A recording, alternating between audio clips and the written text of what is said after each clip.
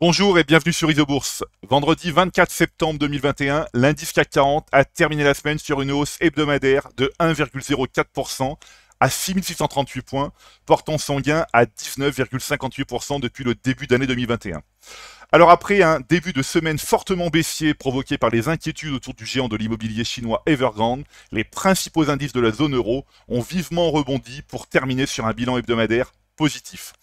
À moyen terme, le DAX allemand évolue toujours au sein d'une tendance haussière depuis le croisement haussier des courbes de pression Isobourse 5 et 20 mois validé à l'automne 2020.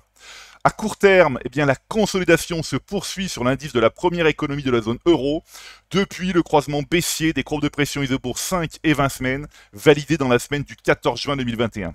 Alors comme pour le principal indice de la bourse de Paris également en consolidation, seul le croisement haussier des deux courbes marquera le début de la reprise court terme sur l'indice allemand. Dans l'ensemble, et comme je l'ai déjà indiqué dans mes précédentes chroniques, le modèle Isobourse reste positif à moyen terme sur l'ensemble des indices de la zone euro, à l'image du consensus mensuel Isobourse. À court terme, la consolidation domine toujours en zone euro. Ce n'est donc pas un hasard si nous observons une instabilité des marchés et une volatilité plus importante, à l'image de la semaine écoulée. Passons maintenant aux actions de la zone euro. L'analyse des valeurs les plus échangées en zone euro montre que le consensus moyen terme reste dans le vert. Sur les 200 valeurs qui composent la sélection, près de 60% d'entre elles évoluent toujours dans une phase haussière de moyen terme.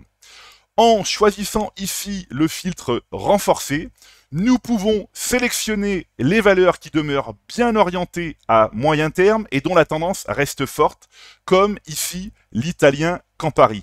Alors, le modèle Isobourse est positif à moyen terme sur l'action du groupe de spiritueux depuis le croisement haussier des courbes de pression Isobourse 5 et 20 mois validé en septembre 2020.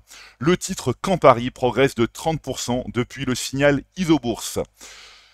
Dans le même secteur, nous constatons que le français Pernod Ricard est également dans cette liste. Le modèle Isobourse est positif à moyen terme sur l'action du numéro 2 mondial des spiritueux depuis le croisement haussier des courbes de pression Isobourse 5 et 20 mois validé en janvier 2021. Le titre Pernod Ricard progresse de 23% depuis le signal Isobourse. Voilà, c'est maintenant à vous de faire le point de vos valeurs en portefeuille avec Isobourse. Je vous donne rendez-vous pour ma prochaine chronique et d'ici là, restez avec nous sur Isobourse.